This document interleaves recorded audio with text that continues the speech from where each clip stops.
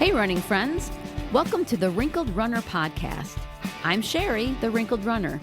I'm over 50 and I love to run wherever I go, but Buffalo, New York is my home. If you are looking to start to run or you're an older runner, this podcast is especially for you, so subscribe now. I love to help people get running and keep running. Hello, and welcome back to the Wrinkled Runner podcast. It's been a while. Life's been just all over the place, but I wanted to recap for you, not a run actually, or a race, but a Mammoth March. And for those of you who don't know, a Mammoth March is a 20-mile hike, and some of the events actually also have a 30-mile hike. And I signed up for this, and I'm just going to do a recap of it in case it is something that you may want to do. And it is a challenge. Even if you are a runner and you are a runner of marathons, hiking uses some different muscles. And so I'm going to just recap what I did. And this was a few weeks ago now. We're in mid-October 2025. And I did this on October 5th of 25.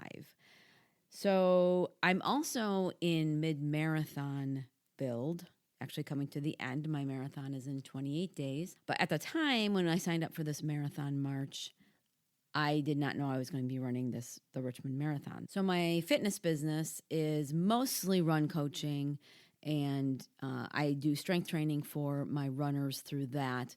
But I do take on very few personal training clients on the side, and they're not runners. They're just interested in personal training, and I go to their homes and work out with them and build their programs and things like that. So one of my clients I like to give challenges to because she is someone who can handle a lot of challenge, and it's just something that I like to throw at her. She's always up for it, and I found this Mammoth March thing going through my Facebook feed and thought this would be an excellent challenge for this client, and I wanted to do it too, so I thought we could do this together.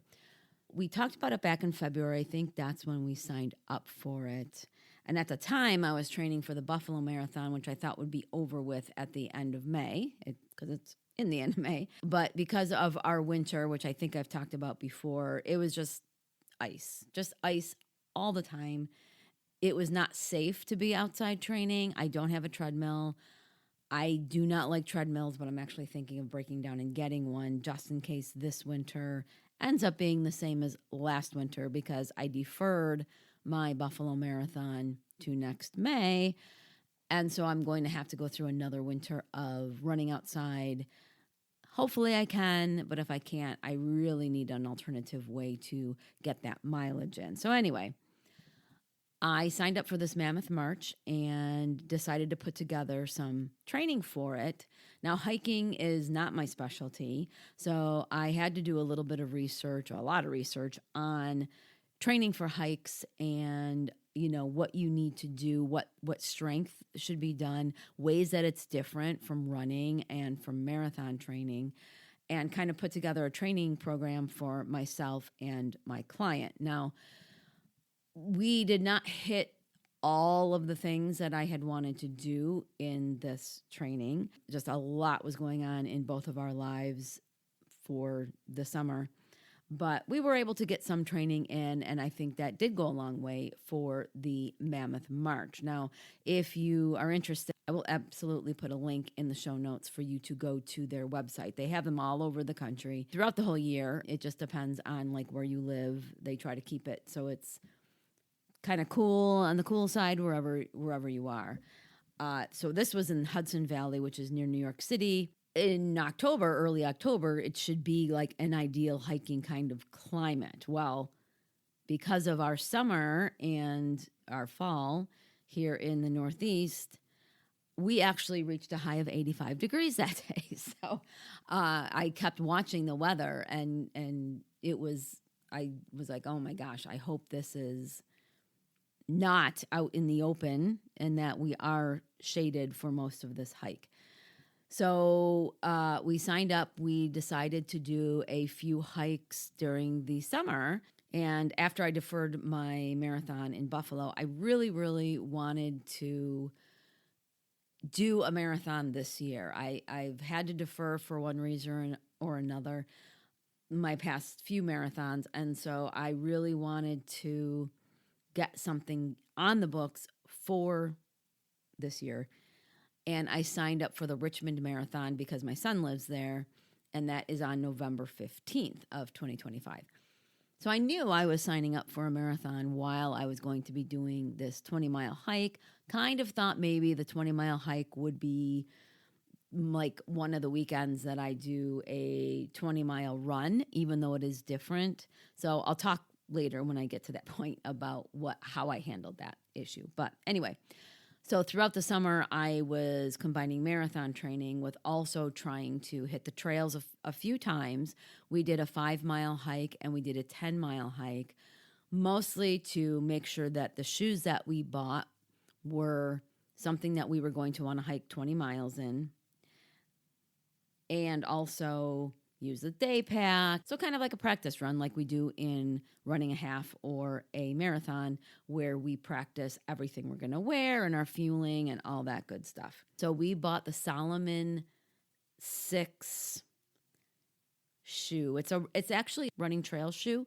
We didn't want something heavy and boot-like on our feet for the 20 miles. I wore hiking boots once that had like steel-toed shoes, and it was not a 20-mile hike by any stretch. And my toenails were black. They fell off. They hurt like heck. I mean, I kept thinking I was going to take these boots off and just hike barefoot when I had to do this. And this was like probably 10 or 15 years ago. So I decided to go with a more trail shoe. They are amazing. And I know I'm getting what it is wrong. There's Salomon in the name, and there's a 6. And so I will link to that. But these were fantastic. On our practice hikes, we were going on rocks and things that were wet, no slippage. They were great. If you are a hiker or you are a runner or you want to run trails, I highly recommend this shoe. They were amazing. When we did hike, we were taking water with us. And on the Mammoth Marches, what they do is they have stops, just like in a race. But you have to bring your own water bottle. So make sure if you do this, you pay attention to all the things that they send you. Download. They had like a guidebook. Download that. Make sure, because if you show up to this thinking you're going to hit an aid station and be able to get a glass of water or, a cup of water, you are not. You need to bring your own water bottles to this. So we carried our water bottles on the practice hikes, and we did a lot of walking in between. But of course, walking on the pavement, walking on a sidewalk is way different than walking in the woods. We decided to go the day before. So it was about a 5.5-hour drive from where we live to where this hike is. And this hike, the Hudson Valley hike, is considered, I've heard, the top 3 or the hardest. It's one of the hardest ones. And of course, that's the one we decided to sign up for. So we really didn't know what we were getting into. I've hiked all over, but nothing like this. There was a lot going into it that we were just unaware of. We went in the day before, thank goodness, and then got a good night's sleep, and we had to get up early. So with the Mammoth March, you pick what time you want to start. So I don't remember the earliest. It's either 6:30 or like 7 o'clock that has the earliest start time that you can do. And then they do like 15-minute intervals after that you can pick as your start time, with 8:30 being the last of those times that you can pick. We picked 8:15, and then you have 8 hours to get to a certain point. And I'm assuming it's different with each Mammoth March because ours is so hard. You had to get to mile 17 and a half by 4:45 p.m. So whether you started at 7 a.m. or started at 8:15, you had to get to this mile marker by 4:45 p.m. And once that time hit, they would shut that down, and then you'd all have to go into like a sprinter bus and then be taken back to the start line. We got to this hike, and I don't know what I was thinking. I guess I was thinking that it was going to be just me and my client just skipping along the trails and, having long talks about stuff and just, enjoying the scenery and whatever. And we get to the parking lot, and of course, there's like thousands of people there. So already it was like, oh yes, this is an event. This isn't just, we're not just going hiking. And it had a good breakfast full of carbs. When we got there, there was a very long line to check in, because something that this state park had that apparently a lot of the other Mammoth hikes don't have is you have to have a bib number. And I think this is the first year that they did this. This is only the second year for the Hudson Valley hike. And I don't think they had the bib thing last year. At least that's what it seemed like with the emails and stuff. And so you had to get into a long line. You had to check in and sign your, I could die, but you're not responsible for that signature thing. And then you had to go and you had to pick up your bib, and it was, broken up into last names. There were some people in that line that it was way past the time that they were supposed to start this. And then after you picked up your bib and pinned it on, then you got into another super long line, because they only allow up to 5 people to go at once. And then there's like a 30-second stagger before they let the next people go through, so that, there's not 1,000 people starting out at this hike at once. And we finally made it to the start. We were released, and you start at a beach, which we were really concerned about at first when we first read that this is where we were starting, because it's like, I don't want sand in these shoes for 20 miles. But you actually start on a paved surface. You're not anywhere near the beach. You don't start on the sand or at the beach itself. There's a area that's paved right along it, and that's where you start.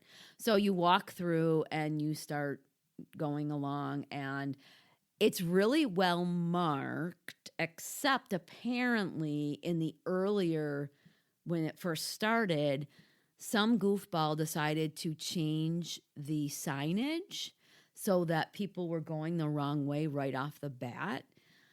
I don't know who did that, obviously, but idiocy, just complete idiocy. They figured it out, and then by the time we got to that point, we didn't have an issue. It was already changed and started. So we started off, and we were going along. I would say the first 4 miles was pretty easy. It was in the woods, thank goodness, because it was obviously getting hotter and hotter as the day goes on, but it was pretty good. Now, one thing that I would recommend is that you make sure you know when the aid stations are going to happen. I knew that there was going to be 4 aid stations. So in our heads, we're like, okay, well, every 4 miles, there's going to be an aid station. Well, the first one didn't happen until we were 7.5 miles into that hike. They have to set it up, obviously, based on where roads are so that they can drive all the stuff to the certain checkpoint. That was the first one that made sense. So it was about 7.5 miles in before we got to an aid station. Now, they had lots of snacks and protein bars, and you filled up your water bottle there. And then they also had electrolyte tablets that you could also use. They had porta potties at each one, which was awesome.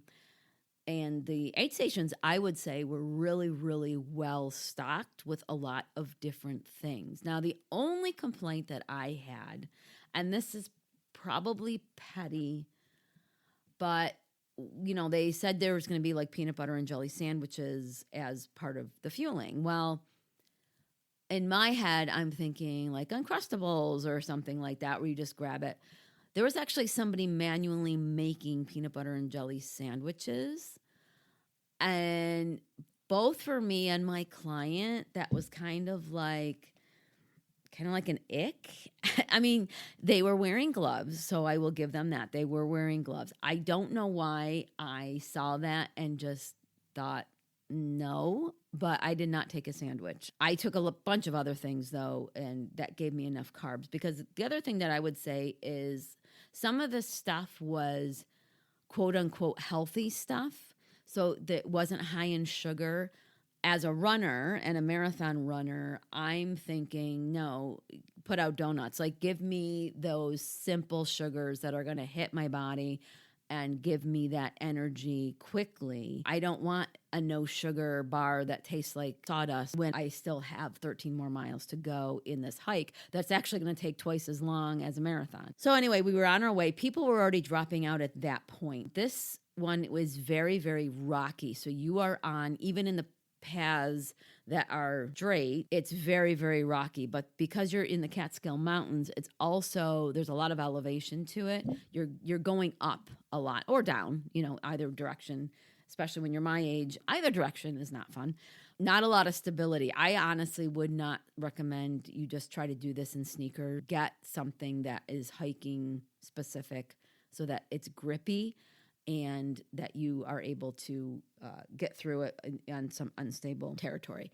So we made it to the next stop, and that was just water. I think there were a few snacks there that we grabbed, and then started out, and I want to say it's that one or the next one. Somewhere in like the 12, 13 mile mark, there were a whole bunch of other people that were going home or going back to the start. There were people, we go forward from the aid station, and there were people that had actually turned around and were heading back to the aid station where you could get a Sprinter van. So that's the other thing that you need to know about this is you have to be prepared to either go and make it to the next aid station or turn around to head back to the previous one. You are not going to get a Sprinter van otherwise. Now, they do have sweeper. They have this one had one sweeper guy. So he was in the back making sure that everybody was getting through. And then what the bib did was every time you came into an aid station, they would write down your number so that they knew that you got to each aid station, and that at the end of the thing, if you were still out there, they would actually know that you were still out there. But they made it very clear that if you leave an aid station, you are not going to be able to quit until you get to the next aid station. So there were a lot of people that would turn around and head back fairly quickly after we would leave an aid station, because I think they started back out and realized they weren't going to make it.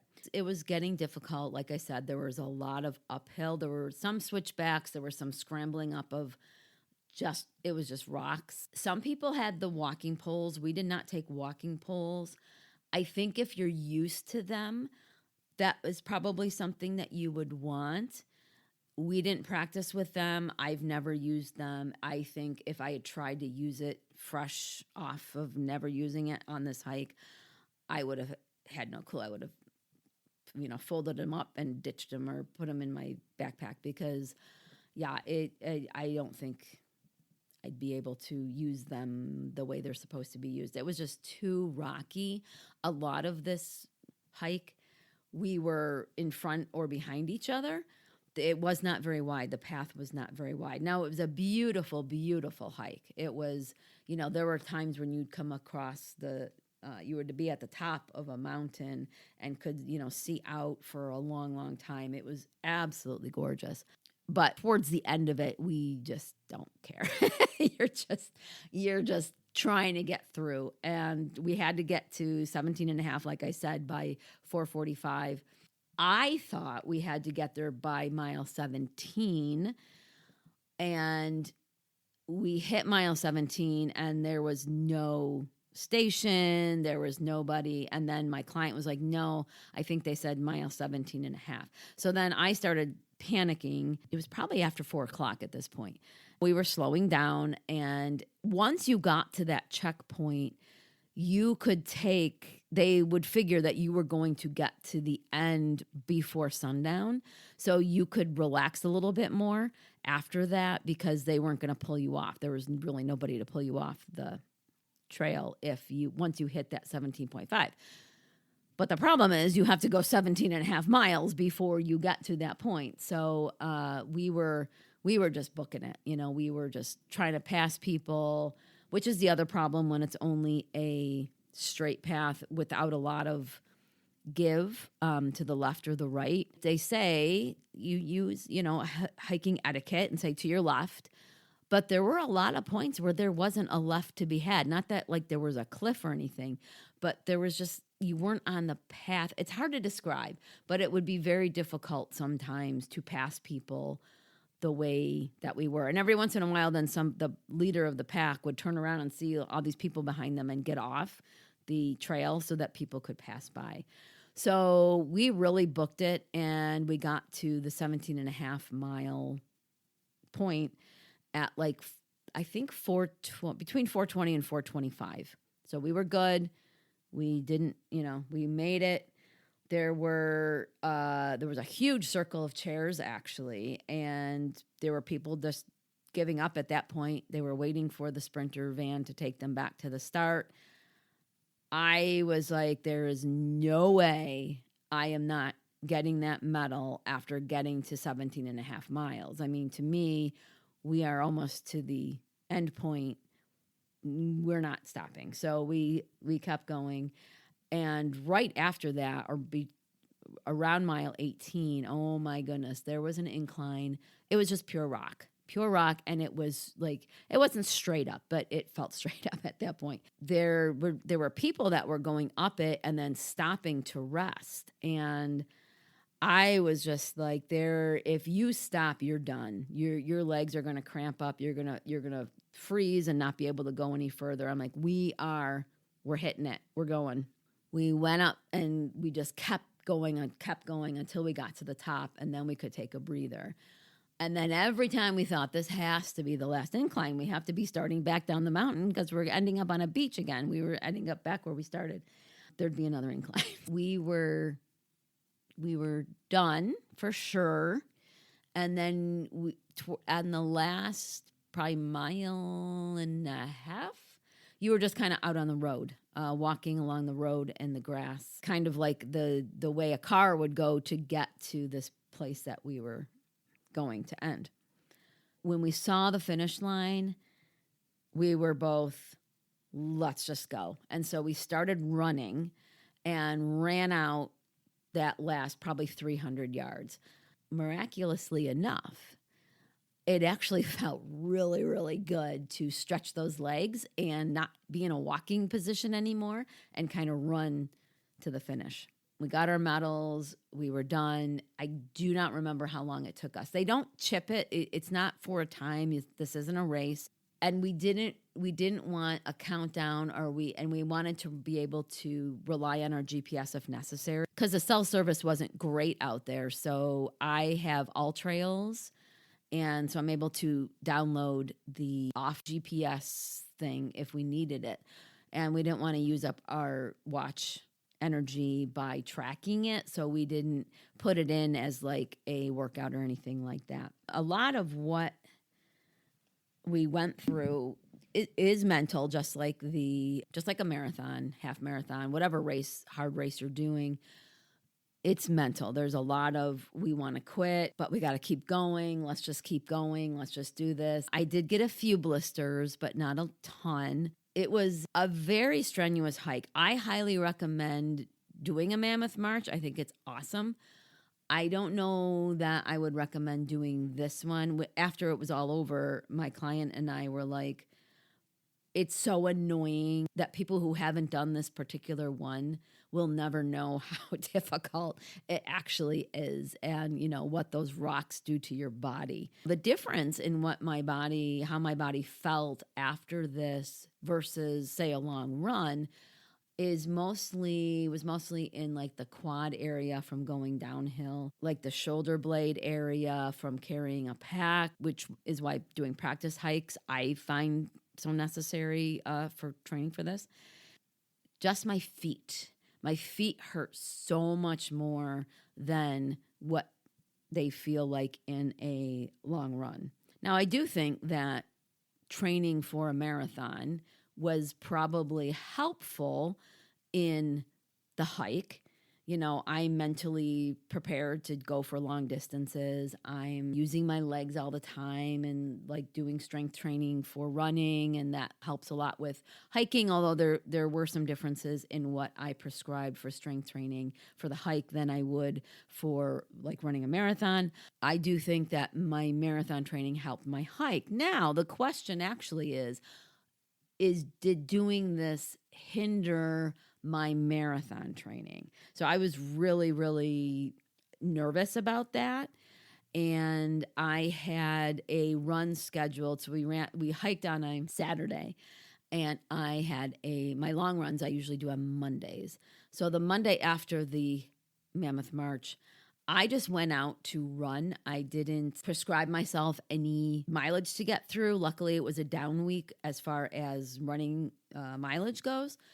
I was able to run 10 miles and run it well with not, a lot of pain, no pain actually. I feel like I bounced back quickly, and I was really, really nervous about my glutes, piriformis area, groin. I'm going to do a whole podcast on some of what's been going on with that and what I've discovered with that and why that's been alleviated, but that's going to be in another episode. I think it enhanced both. I think doing both things at the same time helped, because it's all endurance, right? There may have been a time where that would have really, really hindered my marathon training, but I think it ended up being all okay. And then a week after, I had a 20-mile run, and it was good. It came out, I did really well. So that fear that it was going to ruin my marathon training is gone.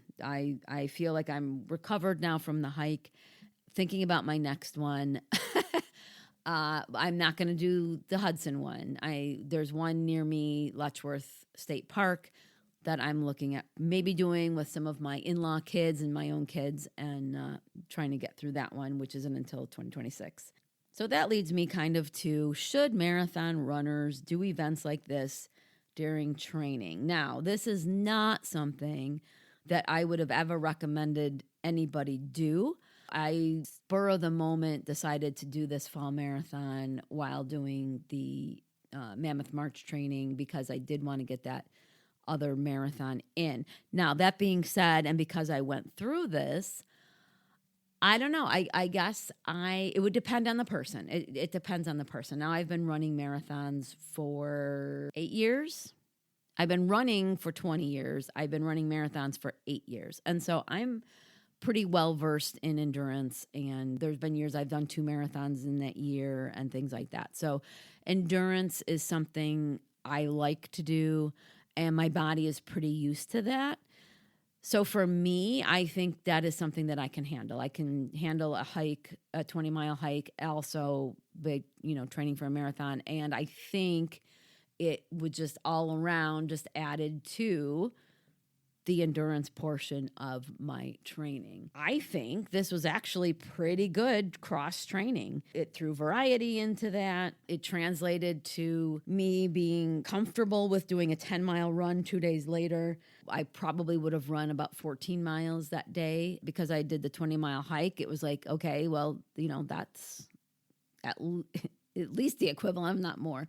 So for cross training, I really thought that this worked really, really well. When you do something like this hike that's different than what you normally do, you can see in yourself, number one, how the mental aspect that you've been training yourself for so long with marathon training can translate to another endurance sport, but also how you have to adapt.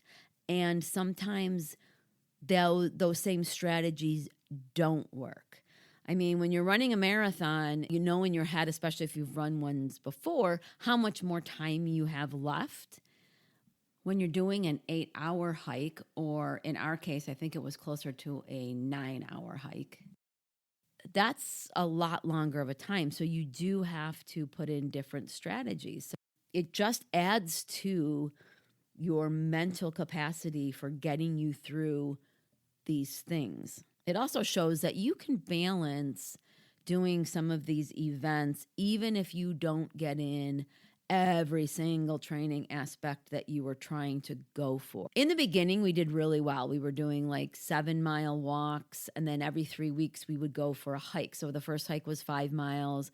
Then we would do walking for a couple weeks, and then we did a 10-mile hike. The 10-mile hike really, really is what pulled us through, because we were going to do a 15-mile hike a few weeks before the 20-mile hike and then kind of taper. The 15-mile hike didn't happen because a whole lot of life stuff was going on with both of us.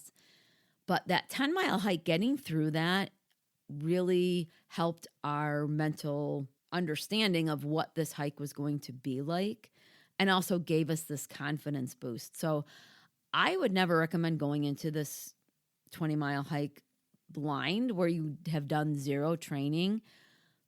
Some of the other people that did it, it was pretty clear that they did not do any training for it. And, they were the ones that dropped out between mile 4 and mile 12, let's say. Because this isn't chipped, I don't think there's any statistics on how many people started versus how many people finished.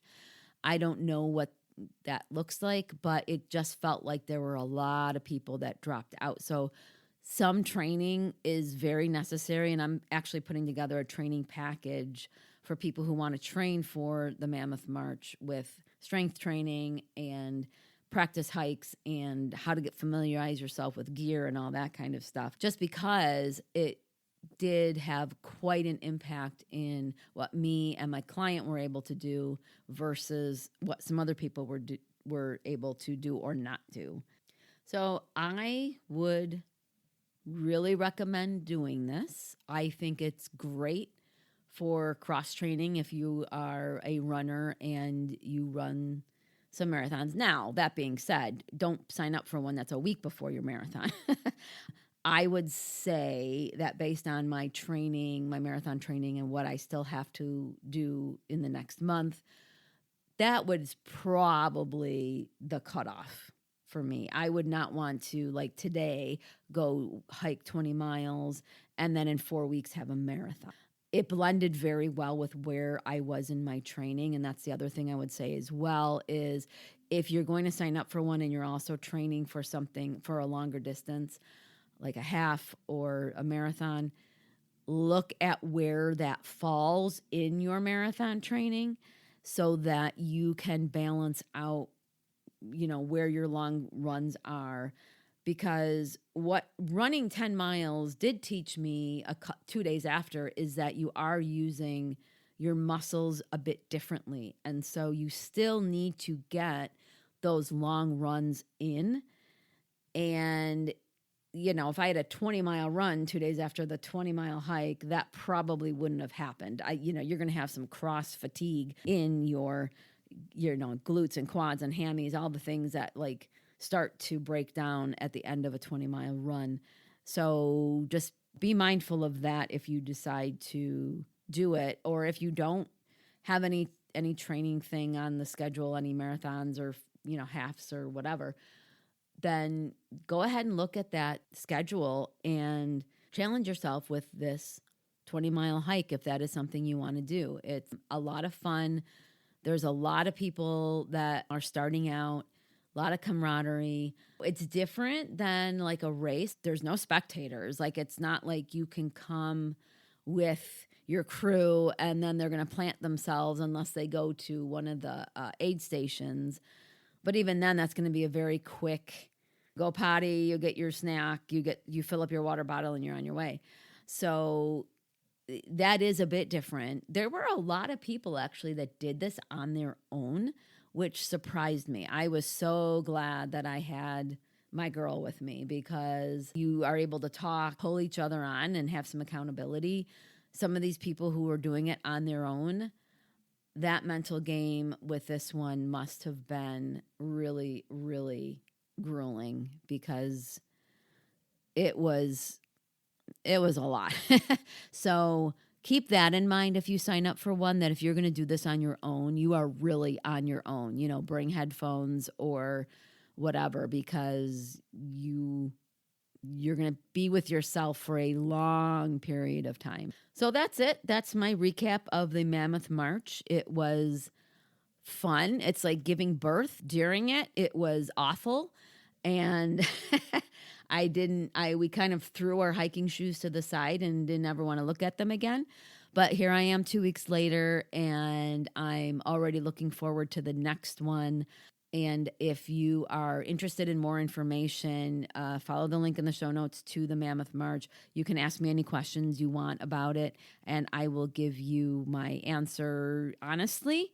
And you have questions about whether it's something you should be doing based on where you are in your running life, you can also shoot me an email, and I will answer that from a coaching perspective to the best of my ability.